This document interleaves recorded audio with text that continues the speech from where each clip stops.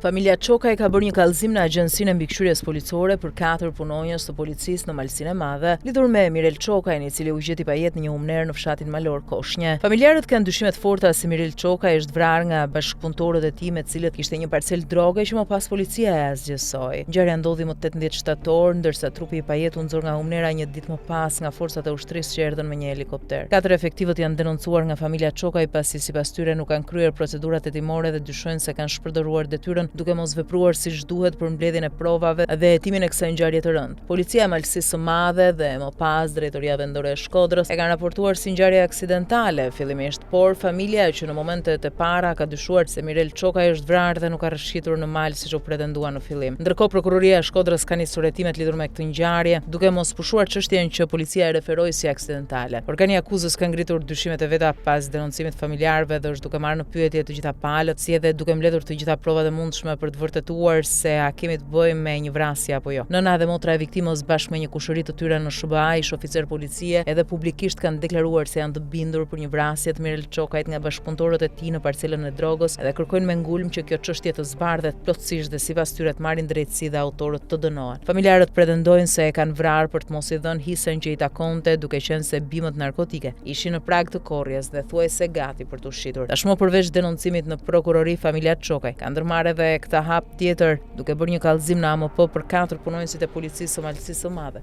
2 oficer krimesh dhe 2 të tjerë trup shërbimit komisariatit. Kallëzimi është dërguar me post nga familjarët tek AMP. Kjo e fundit do ta shqyrtoj këtë rast për të parë nëse ka pasur shkelje të procedurave hetimore apo abuzim dhe shpërdorim detyre nga ana e 4 efektivëve.